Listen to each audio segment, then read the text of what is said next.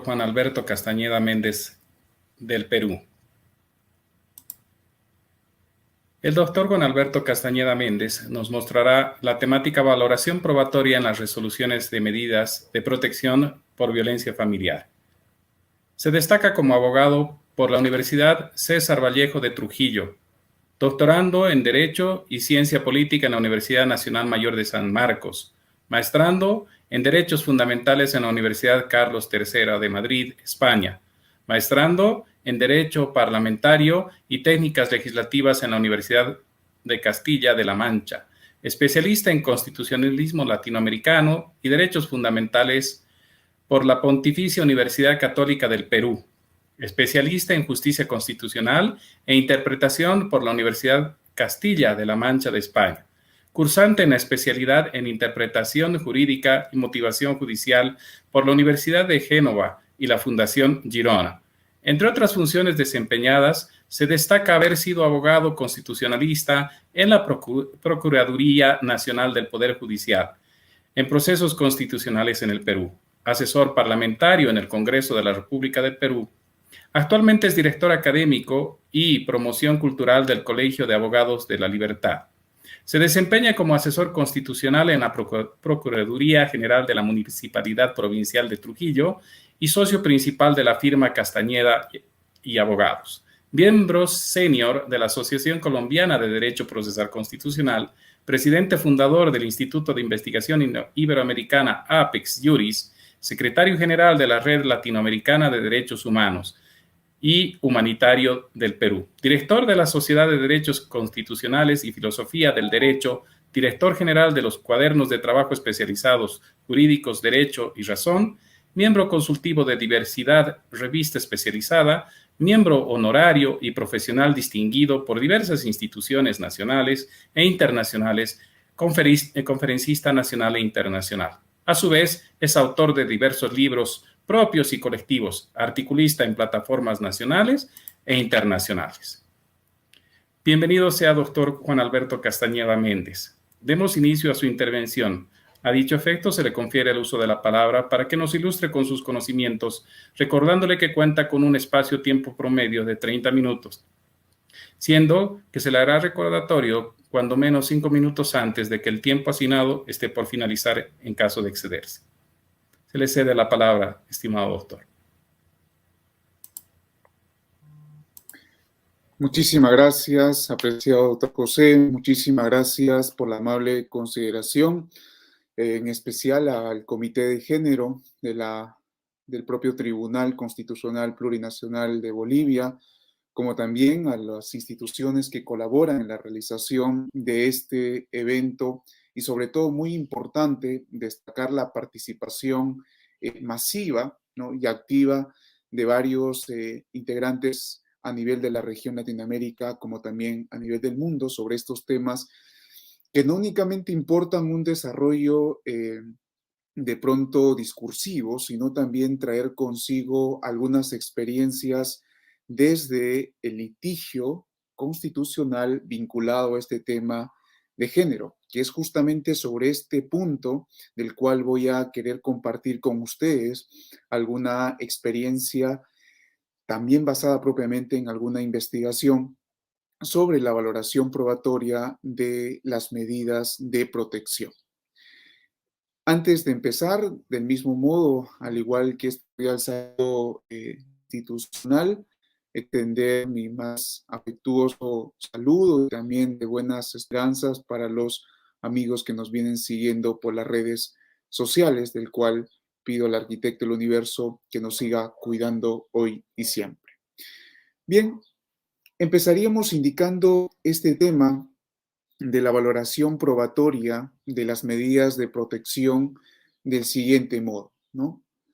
¿Por qué es importante entender que el discurso o el quehacer teórico o las investigaciones propiamente que bordean o que contextualizan el tema de género,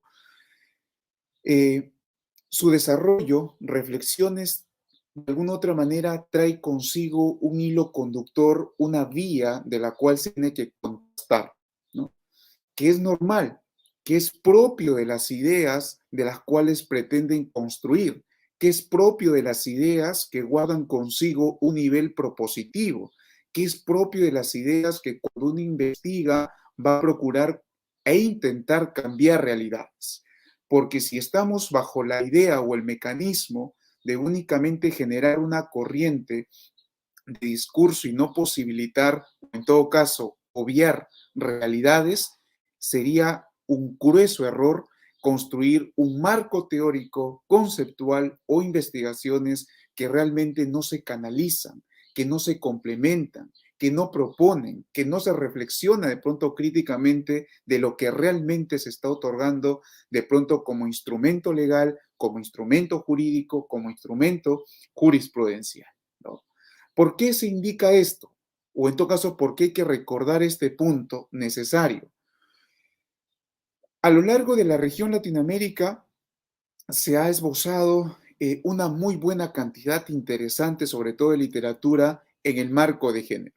No únicamente en el campo de la doctrina, sino también en el campo de la jurisprudencia, sea nacional como también a nivel de la Corte Interamericana de Derechos Humanos, ¿no?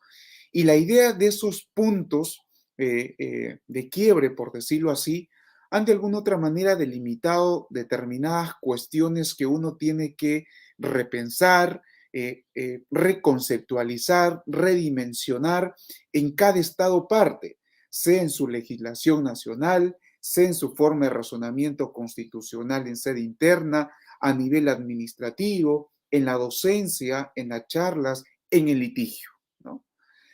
Y es justamente en este último punto del litigio donde que quizás se ve si ese andamiaje jurídico, discursivo, jurisprudencial, legal, de impulsos parlamentarios, de necesidades de modificatorias sobre este tema para luchar contra la violencia propiamente, se ve si es que es correcto o no, si es que realmente se condice con una necesidad de cautelar fines supremos, ¿no? Como en este caso la defensa del ser humano en un contexto social, ¿no? Al día de hoy un contexto sociotecnológico, ¿no?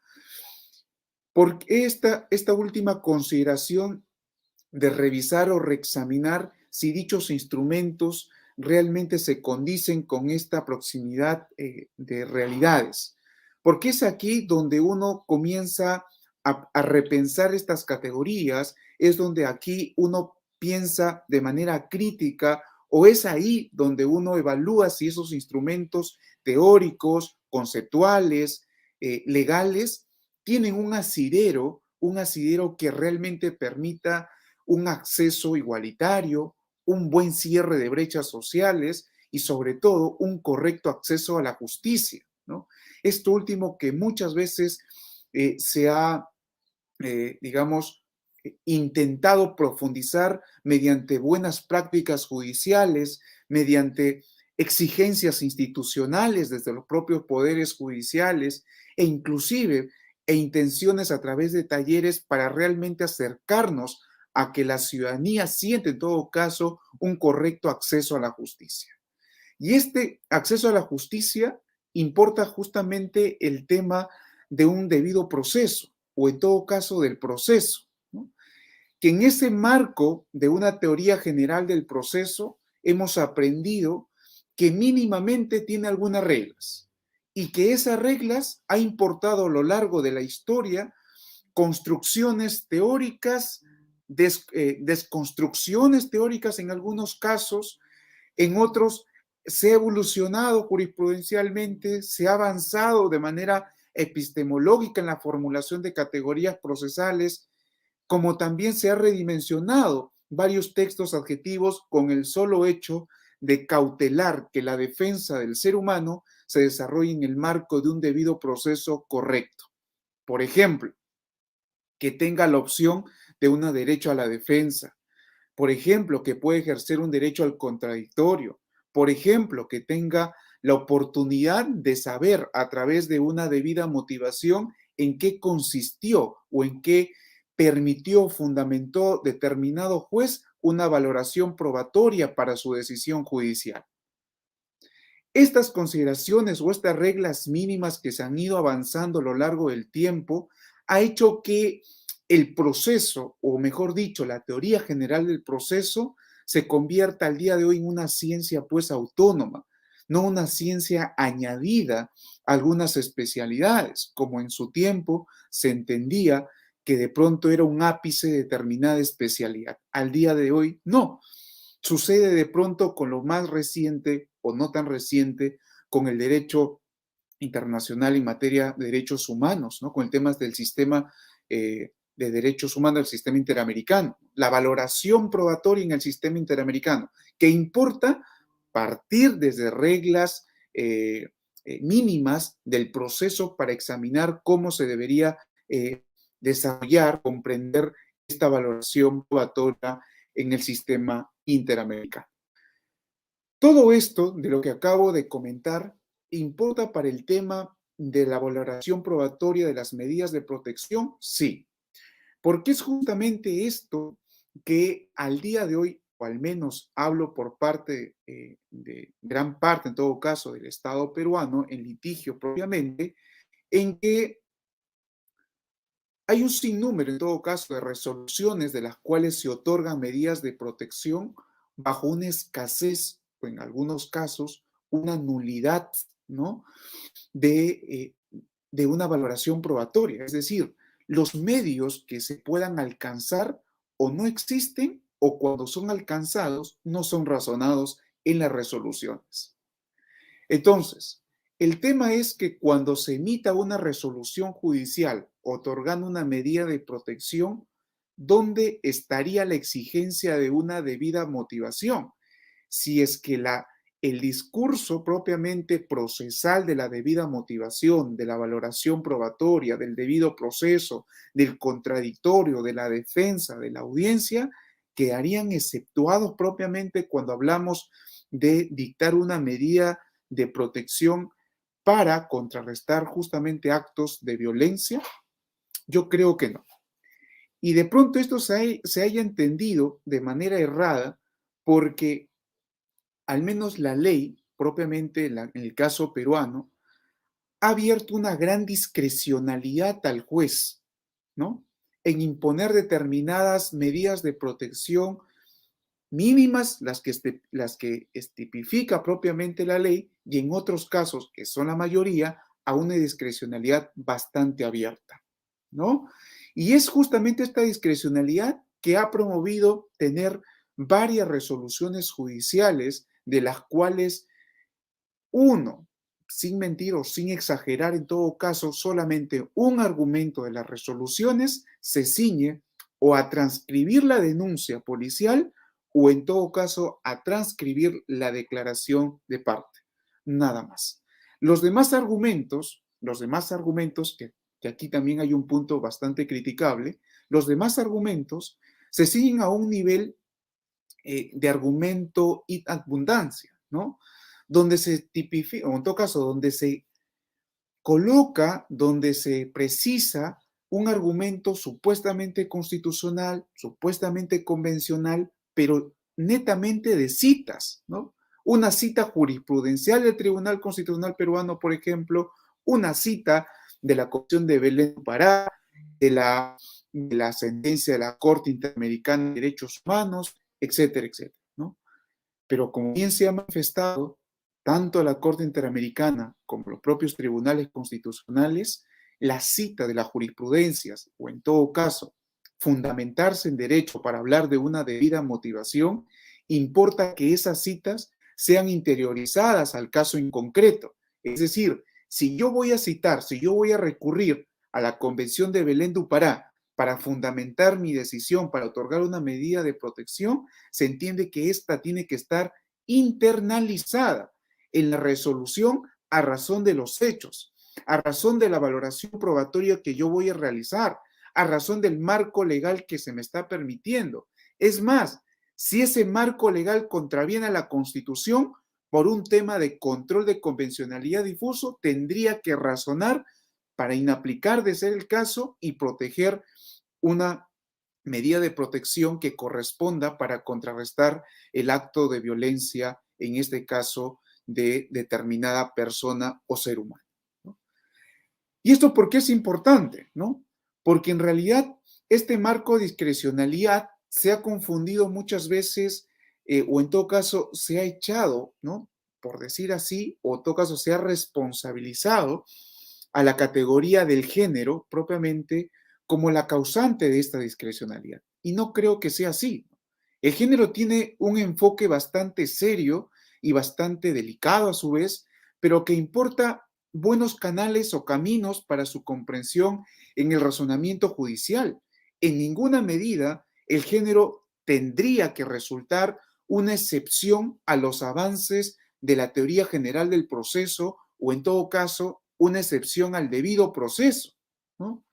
Estamos en el marco de un debido proceso, estamos en el marco de un control constitucional o en todo caso de un control convencional donde los derechos se tienen que cautelar de ambas partes. Y en ese marco es justamente que las medidas de protección se tienen que otorgar, ¿no?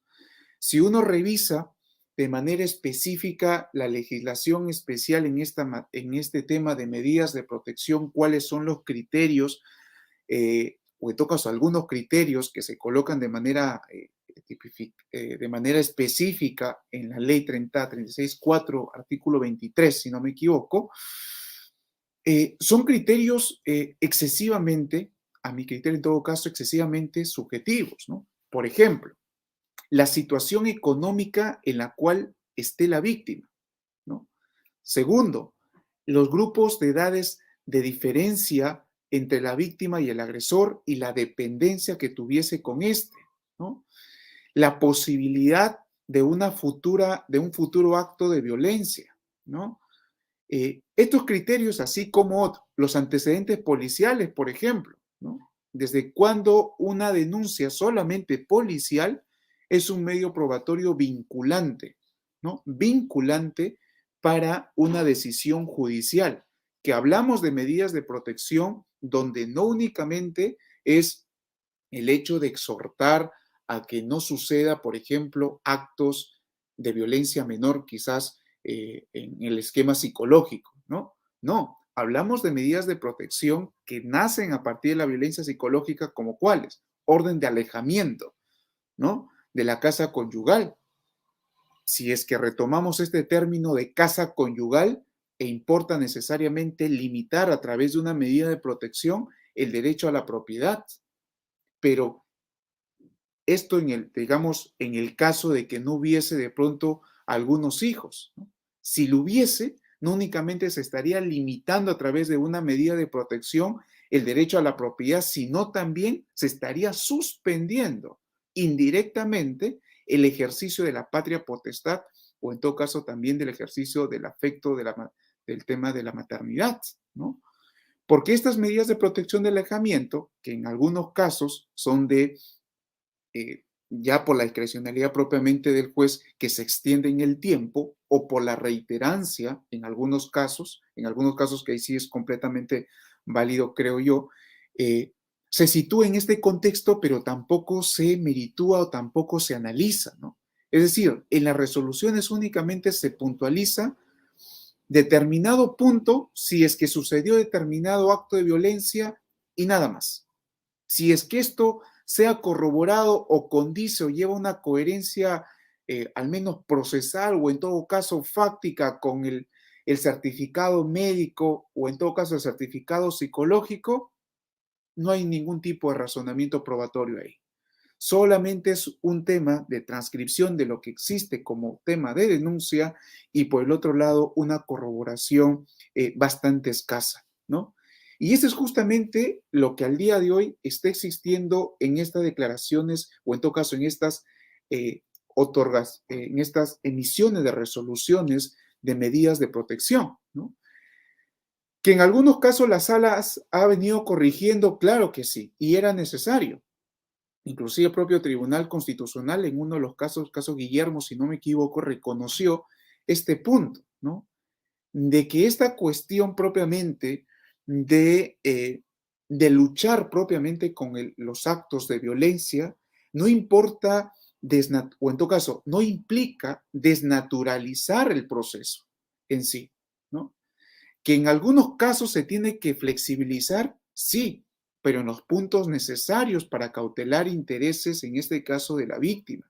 En ningún sentido, cautelar intereses de víctima se tiene que confundir con soslayar o, en todo caso, omitir cuestiones elementales o básicos de un proceso que se tiene que llevar consigo conforme a reglas mínimas o, en todo caso, dentro de un estándar del marco de lo que exige un Estado constitucional de derecho. En ese sentido, hablando de este último caso, del caso Guillermo, el Tribunal Constitucional, por ejemplo, en este caso había reflexionado sobre el tema del derecho a la defensa, ¿no?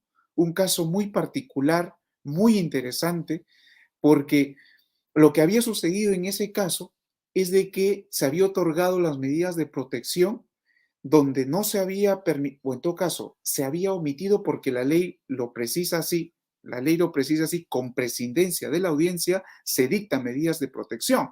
Entonces, pero ahí en el mismo párrafo de esta ley indica cuando el juez lo crea conveniente, ¿no? No es tampoco ni una obligación, pero sí es un tema de liberalidad por parte del juzgador en que puede prescindir de esta audiencia y otorgarse las medidas de protección de manera directa, ¿no? Entonces, lo que razona el tribunal es, si el juez puede prescindir de una audiencia y en esta audiencia cabe la posibilidad de ejercer el tema del derecho a la defensa, de ejercer el tema del contradictorio hasta cierto punto, ¿en qué medida el derecho a la defensa puede distorsionar en que se otorgue una medida de protección fundada en derecho? ¿No?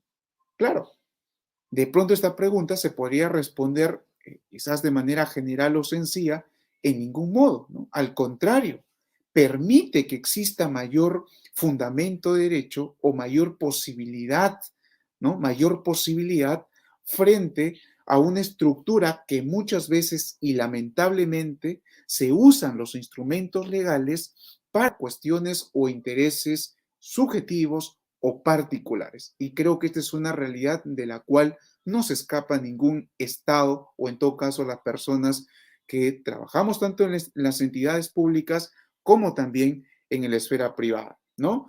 Si determinada persona, por ejemplo, me incomoda, determinada persona, de pronto tengo algún tipo de animalversión y trabaja de pronto en la administración pública y sé que la legislación va a prohibir o en todo caso le va a despedir con un tema de denuncia, por ejemplo, de acto de violencia, perfecto, se instrumentaliza esta propia ley y se encamina estos tipos de medidas de protección.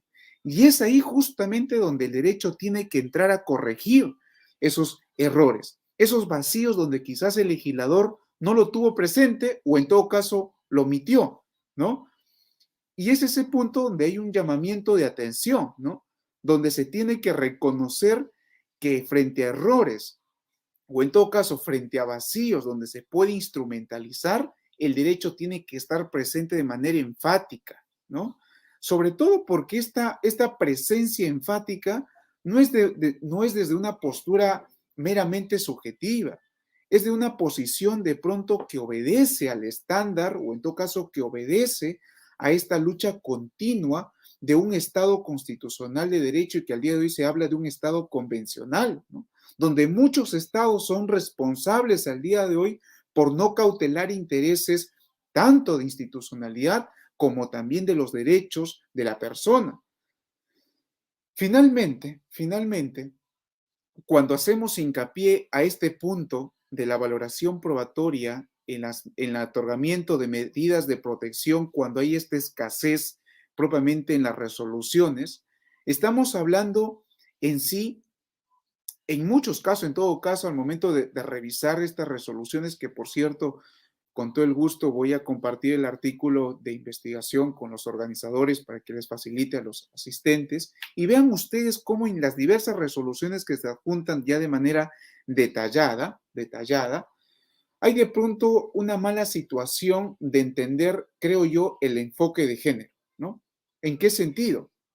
De que muchas veces estamos pensando que el enfoque de género solamente atiende a esfuerzos que tiene que hacer el Estado, la legislación, el poder judicial, la docencia, la investigación o la academia para proteger actos de violencia contra y exclusivamente contra la mujer, cuando en realidad no es así.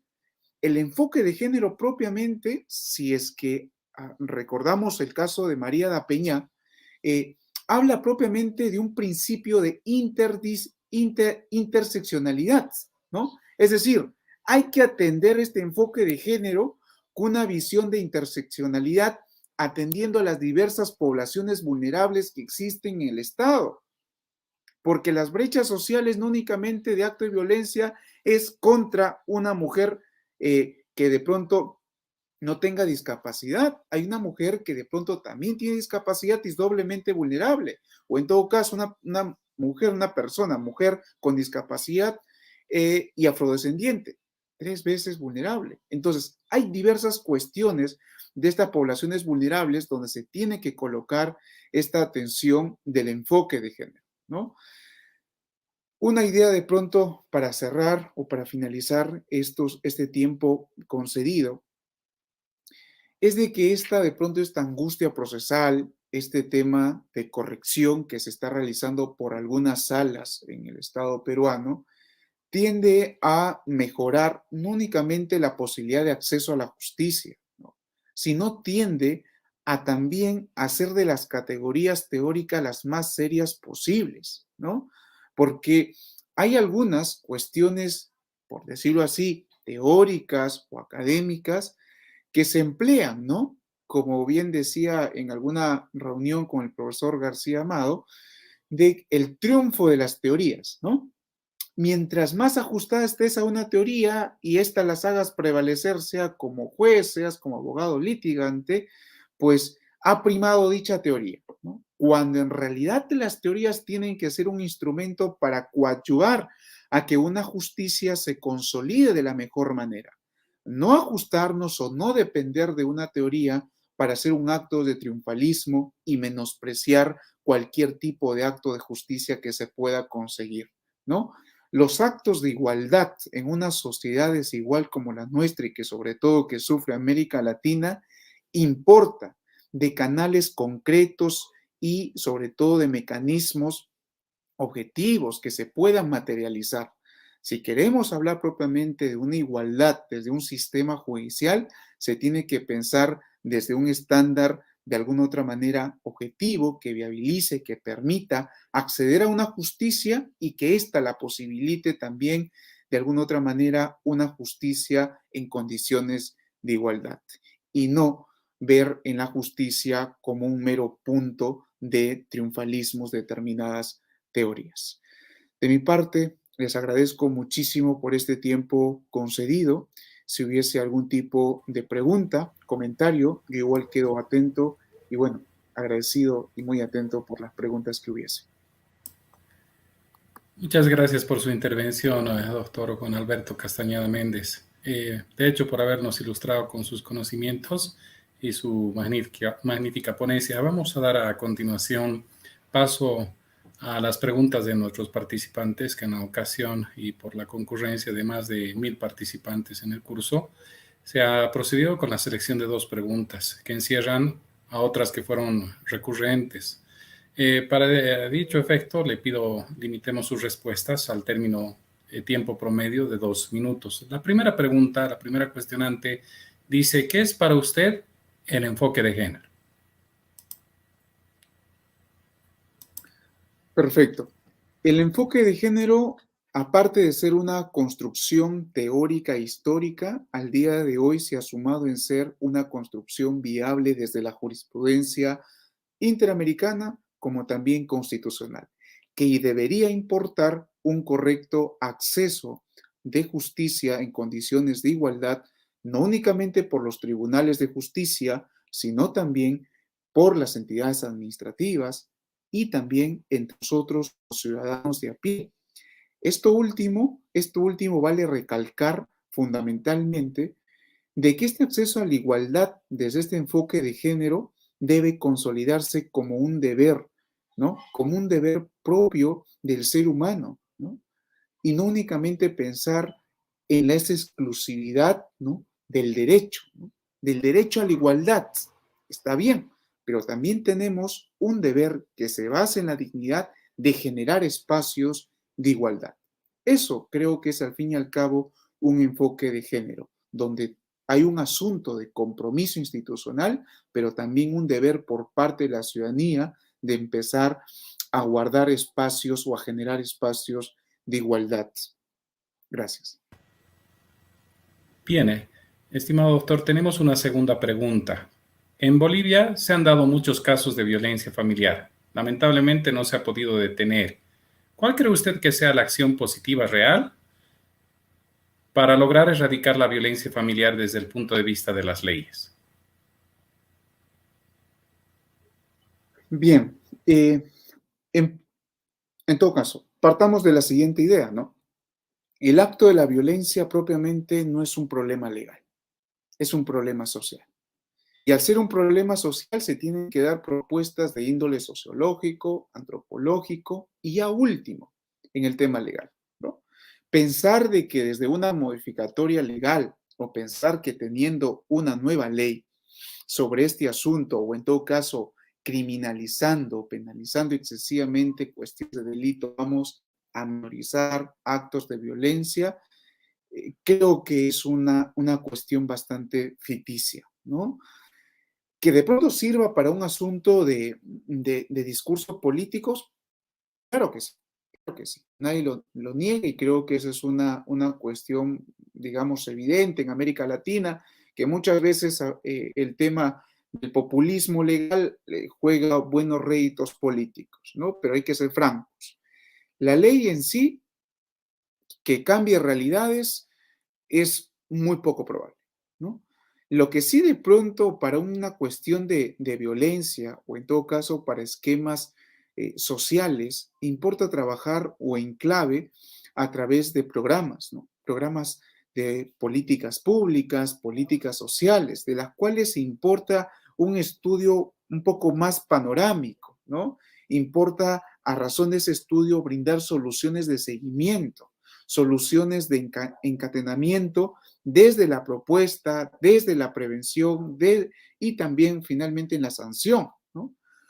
Por ejemplo, lo que se está haciendo en el caso peruano, no sé si esto sea también el caso boliviano, pero una de las críticas fuertes en todo caso que se realiza es cómo se destina bastante dinero, mucho dinero diría yo, para la fase última del acto de violencia, para la fase de la sanción, ¿no? ¿Cómo reprimir al agresor o a la agresora? ¿No? La idea no creo que esté ahí, o en todo caso la clave no debería estar ahí, que si bien es cierto es necesario hacer esfuerzos para contrarrestar este asunto del castigo, de reprimir, sí, ¿no? Nadie niega ese tema, pero la idea, o en todo caso la inteligencia de una política nacional correcta estaría en esta fase anterior, en invertir más en una fase preventiva. O en todo caso, en la fase propiamente post sanciones, ¿no? Donde a veces la construcción, ¿no? La construcción propiamente de ciudadanía nos olvidamos después de la sanción. Pensar de que sancionando a determinada persona por actos de violencia va a dejar de ser violento, eso es falso, ¿no? Entonces, creo que deberíamos un poquito redimensionar en preocuparnos más por un tema preventivo que sancionatorio, más por un tema de estudio y viabilidad social antes que por un tema de modificatorias legales. Muchas gracias. Gracias, doctor Juan Alberto Castañeda Méndez. Reitero el agradecimiento por su magnífica intervención, por haber absuelto las interrogantes de nuestros participantes. A los efectos de despedirse de la audiencia, se le concede el uso de la palabra por espacio de 2 minutos. Muchísimas gracias. Bueno, estos 2 últimos minutos sean siempre para agradecer por el tiempo concedido, tanto a la organización como también a los asistentes por este tiempo que se han concedido en escucharme. Espero en realidad que haya sido pues algunos incentivos, algunos argumentos para reflexionar y abrir justamente nuevos debates e investigaciones sobre este tema, que a eso también se llaman estos espacios de académicos, ¿no? tanto en el asunto académico de investigar, como también en el tema de litigio y razonamiento judicial. Que estos espacios académicos sirvan también para mejorar, ¿no? Para mejorar tanto en el esquema de cautelar intereses del ser humano y sobre todo de construir una ciudadanía cada vez más consciente. Mi gratitud a todos ustedes y nuevamente reiterar este deseo al arquitecto del universo que nos cuide a cada uno. Un gran abrazo.